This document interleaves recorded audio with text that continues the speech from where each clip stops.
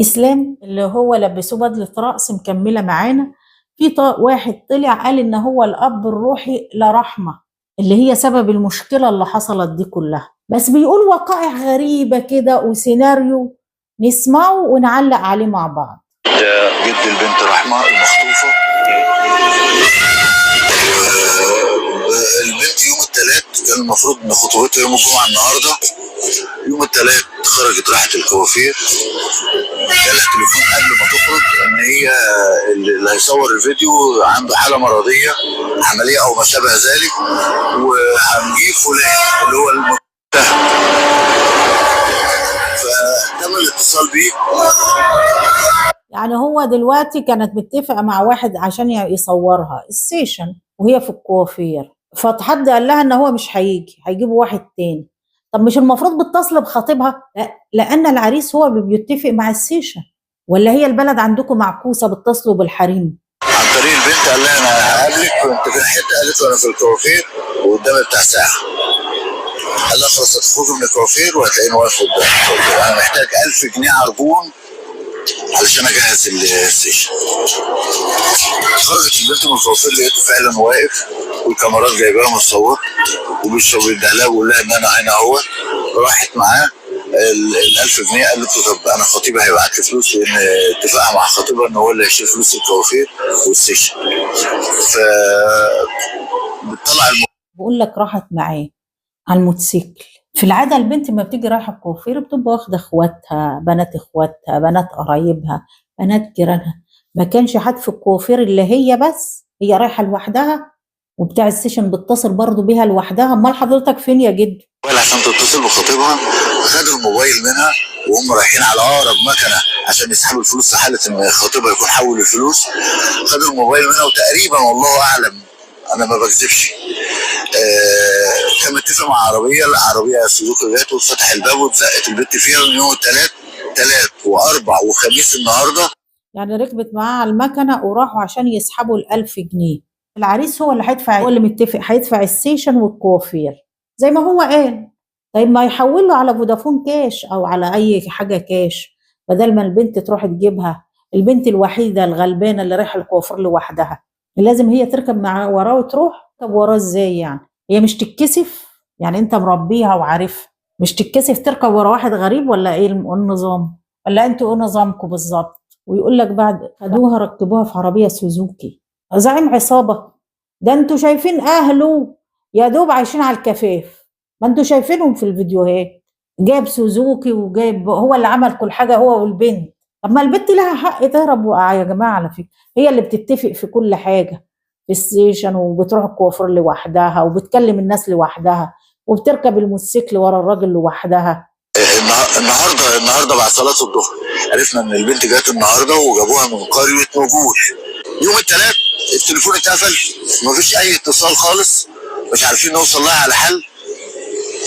فوجئنا يوم الاربعاء جاي بوست على التليفون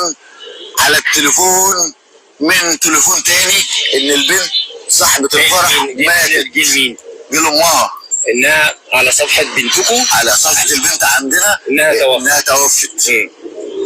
اديني احساس اي بني ادم راجل اللي عملوه له البلد كلها ما فيهاش الا البلد كلها رجاله، بس اديني حل، اديني راجل يقبل ان حفيدته ولا بنته او بنت في الشارع اتاخدت وباتت ليلتين ولا 3 ليالي بره تاني. وهكرر البلد كلها رجاله وعلى عيني وعلى راسي، وانا بقى اسف جدا للبلد كلها. ما كانش اهانه للبلد، ده كان رد اعتبار وكرامه. حرام بنت بنود بخيرها بشحم بلدها تتاخد تبات ليلتين. يا عم يا استاذ الرجوله فعل مش كلام. انتوا سايبين البنت رايحه الكوافير لوحدها وبتدور على واحد يصورها سيشن لوحدها وتركب ورا الراجل موتوسيكل وجايه تقول رجوله. في ايه يا استاذ؟ الرجوله ان انت تعلمها ان ده غلط، ان الراجل هو اللي كان يتفق ويبعت للراجل الفلوس والرجاله تتواصل مع بعضها بتاع السيشن. المقاييس اختلفت خالص. الناس دي بتقعد تفصل مواقف وكلام على مزاجها، الاصول معروفه. احترام. يوم الثلاث البنت بتصل بيها التليفون بتاعها اتقفل لما اتاخرت، مش عارفين نوصل ليها. يوم الثلاث خرجنا عملنا محضر في مركز بنها، قالوا بعد 24 ساعه هنجيب لكم رد. انه 24 ساعه. انا 24 ساعه. بنت فرحها يوم الجمعه على خطيبها تجي لي يوم الخطوبه؟ مين يستحمل؟ اي راجل في البلد يستحمل؟ اي راجل تاني في الدنيا كلها يستحمل ان بنته تبات عنه بعيد عنه ليلتين وثلاث ليالي وبنت بنوت؟ ليه؟ في عرف مين؟ هو ده قانون؟ وما يريحوناش ليه؟ ما انت يا استاذ اللي مش ربيتوها كويس. هي تركب ورا راجل ما تعرفوش ليه الموتوسيكل، وبعدين انتوا اللي مش بتظهروا على الناس، هي اللي بتتفق في كل حاجه. وانت اللي قلت انتوا تقريبا الرجاله ما بتظهروش على اي حد. البنت اللي بتتفق ورايحه الكوافير لوحدها وتتفق على السيشن وركبت الموتوسيكل ولا واحد ما تعرفوش. بصت على التليفون من تليفون تاني ان البنت صاحبة الفرح ماتت. مين؟ جه لامها انها على صفحه بنتكم، على صفحة البنت عندنا انها توفت. اديني احساس اي بني ادم راجل اللي عمال يقولوا البلد كلها ما فيهاش الا البلد كلها رجاله. بس اديني حل، اديني راجل يقبل ان حفيدته ولا بنته او بنت في الشارع اتاخدت وباتت ليلتين. ايوه، جه بوست بيقول لمامتها ان هي ماتت. مش خدتوا البوست ده وطلعتوا على الشرطه ليه؟ عشان الشرطه تقول لكم البوست ده نازل منين ولا مين منزله. بين السطور الكذب وعمال يقول لي يعني كلام يدينه. اب روحي بقى ولا 3 ليالي بره ويجي لك بص يقول لك وبعدها ب10 دقايق بعد ما يقول حاله موت يبعتوا بص تاني ان انا اجلت الفرح وبعت صوره بتضحك وصوره بتعيط. قالوا اللي يقبل على نفسه. مين اللي يستحمل الكلام ده؟ تاني وهكرر، البلد كلها رجاله وعلى عيني وعلى راسي، وانا بقى اسف جدا للبلد كلها. ما كانش اهانه للبلد، ده كان رد اعتبار وكرامه. حرام بنت بنود بخيرها بشحم بلدها تتاخد تبات ليلتين 2 مع واحد معروف عنه انه خطف 3 قبلها 2 قبلها وهي الثالثه وما تخرجش من عنده الا بفلوس. مين اللي يقبل؟ لا يا بلد انتوا كلك رجاله يا بلد. واللي يقبل الكلام ده يقول لي هو مين واروح اخطف له بنته. مين الراجل ده بيتكلم كلام يخنق. بيقول خطف 2 قبلها ودي التالتة. انتوا عارفين ان راجل بيخطف بنتكم ركبت وراه الموتوسيكل ليه؟ ما احنا هنعتبر قصته هي القصة الحقيقية بقى. بنتكم تتصل بيه بالتليفون ليه ويجي يعمل السيشن؟ ليه الرجالة مش ظاهرة في حياة البنت؟ هما اللي بيتفقوا. واللي عامل زي عود القصب الموصوص ده خطف 2 قبلها ودي التالتة ويطلب فلوس؟ طب فين رجالتكم ده؟ انتوا بسم الله ما شاء الله من ساعة ما شفتوا في الكاميرات الفيديو ورحتوا للنيابة قلتوا يا جماعة قدمتوا بلاغ ان الراجل ده ليه سوابق قبل كده وخطف 2 فهو خطف بنتنا. الكذب حرام يا استاذ، هتروحي النار. يقبل الكلام ده؟ حرام والله العظيم، حرام. الظلم حرام. انا بقالي 43 سنه لو عارف ان البلد دي ما فيهاش رجاله ما كنتش بنيت بيت عشان استقر في البلد. لا، البلد كلها رجاله. نحترم الصغير قبل الكبير واسالوا عني وعن ولادي. طب هو بيقولوا ان في قصه حب ما بين كذب. يعني لو تقدم لها قالوا تقدم لها كذا ما حصلش لان انا الاب الفعلي بتاعها ابوها ربنا. بيقول لك كده ما فيش قصة حب. لا، في قصة حب وهي اعترفت في النيابة وحضرتك اللي طلعت كذاب يا استاذ.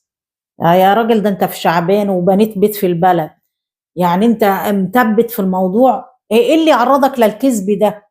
هنسمع هو علاقته ايه بالبنت. طب هو بيقولوا ان في قصه حب ما بين كذب. يعني لو تقدم لها قالوا تقدم لها كذا. ما حصلش لان انا الاب الفعلي بتاعها ابوها ربنا يقويه ويعينه ومعاه عربيه شغال بيها اوبر وانا اللي قاعد مع بنتي كل يوم. لو في حاجه بنتي هتقول لي حصل كذا كذا كذا حتى لو في اختلاف. البنت عندها 24 سنه. هو اب الفعلي ابوها شغال الله يعينه. وانت ما اتفقتلهاش على السيشن ليه؟ ولا بدل ما كانت تروح تقعد معاه في كافيه للساعه 1 بالليل مش جات لك على البيت ليه؟ ما انت باني بيت في البلد. حاجه كانت قالت لي كانوا قالوا لي ولادي ما بيخبوش عليا حاجه. نار قادت فينا لما شفنا البنت جايه ومتشوهه واما البنت تقول ان انا قلعوني عريانه يا بلد يا بتوع الرجاله عريانه. لا مش احنا، ممكن يحصل مع اي حد ويقبلها ومش هتكلم ومش هقول اكتر من كده. في حاجات حصلت كتير احنا ما قبلناهاش، لكن انا استقريت في البلد وحبيت ناسها وناس حبتنا، وبيننا وبين الناس وبيوتهم. عمري ما دخلت بيت ورفعت عيني. انا كنت بزور واحد مريض حطيت ايدي على عيني عشان ادخل له، ما اشوفش حريم ولا اكشف بيته. حرام. هي حضرتك مش موضوعنا، حضرتك مش موضوع الناس، ولا الناس مهتمية بأخلاقه، أخلاق حضرتك، وإن أنت راجل بنيت بيت في البلد. بس الكلام اللي أنت بتقوله عكس الواقع اللي الناس شافته واللي الناس سمعته، وعكس المنطق. كل الحاجات اللي اتقالت ادعاءات من الاخ اللي خطف. طب خدها وداها عند اخته ليه؟ احنا جايبين البنت من مجول ليه؟ اما الحكومه تقاعست عن دورها، انا اقوم دمي يفور اموت اي حد قدام مني، اجيب البنت استرها في بيتي. انا كنت عايز البنت ميته ومتقطعه وادفنها واسترها وخلاص. ايه رايك يا بلد؟ مش ده شغل رجاله ولا شغل ايه؟ كل التقدير للبلد، وكل اللي هنا واهنا في الايفنتات اللي اتعملت، كل الشكر والتقدير. اشكرك. لا أنت ما بتحترمش البلد بقى، إحنا بنهدي النفوس يا جماعة، بس الراجل ده ما بيحترمش البلد.